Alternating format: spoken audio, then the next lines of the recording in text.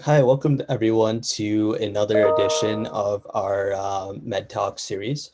This talk is going to focus on the academic support process and the changes we've employed. And without further ado, I'm going to turn it over to Dr. Rajasekaran, and then Dr. Brennan will update you, and then we will close off the talk with, so okay, Dr. Rajasekaran. Thank you. At Wayne State University School of Medicine, we believe that failure is an integral part of your academic success. Failing a course does not define who you are or what you can be. And many people who you see in the leadership, probably even your own peers who have been successful, have gone through failures. So we do not want any of our students to believe that one failure will define or two failures will define who you are and who you can be. And with that in mind, we have established what now is a robust academic advising program that we can really be proud of, and other schools can learn from us in terms of what we do, how we do things. Despite our large class size, despite many of our students needing academic help for succeeding in subsequent attempts of their courses, what we have done is implemented a robust program in place. And one of the key elements of this program is its agility, meaning implementing something, quickly learning what is working and what is not working, and making the changes on the fly. That has helped us to report a good amount of success and good degree of confidence building among our students so that they continue to seek our help. And with that, I would like to hand it over to Dr. Simone Brennan, who is the cheerleader of this program. And we are always welcoming any of your thoughts and opinions and ideas on this topic. Dr. Brennan? Thank you, Dr. Rajasekaran. Yes, so today what we want to do is we want to share some of the resources and some of the real-time updates that we've been making that have been recently implemented in terms of our academic advising structure. So yeah, if you could advance to the next slide, Devinder.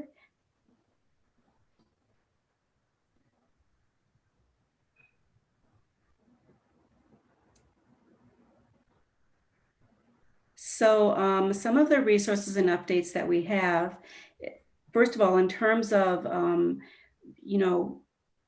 ongoing sort of interventions and opportunities to work in group settings, both for M1s and M2s, we have large group practice sessions that are facilitated by our M2 and M3 learning coaches.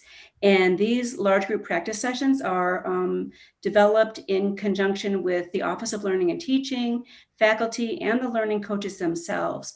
But the learning coaches are the ones right there facilitating all of these sessions. These sessions are posted in your M1 and M2 Canvas calendars, and we really encourage people to join them.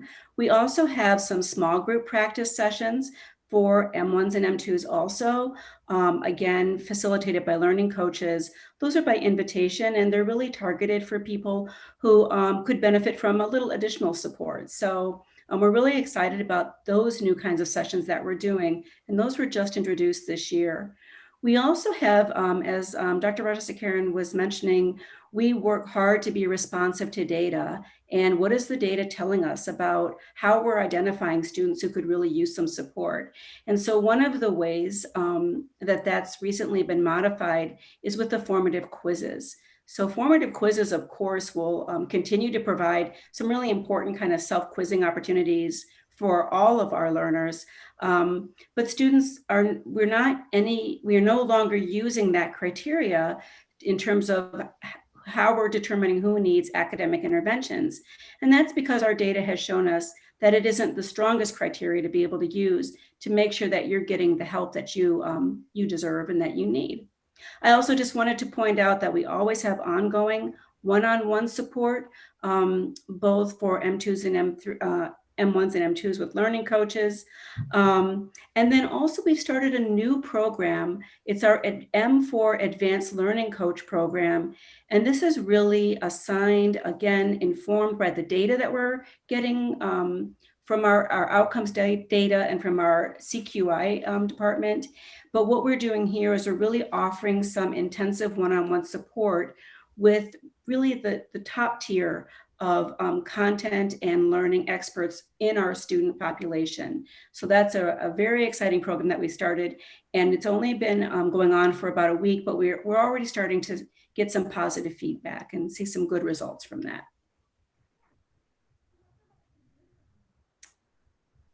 So you can, yeah, thanks.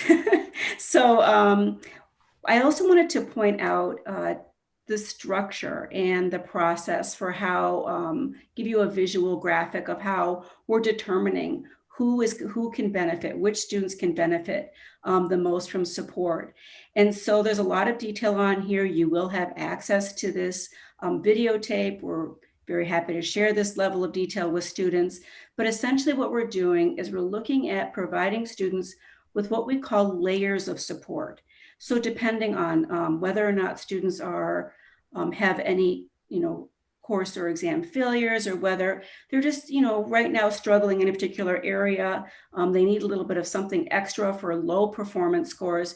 We're trying to give students, the resources they need to really identify some gaps in their studying and their knowledge, and be able to move them to back, to not need these supports anymore. So I would encourage you all to take a better look at this, a closer look at this table, and be sure to always let us know if you have any questions or concerns about the academic advising process.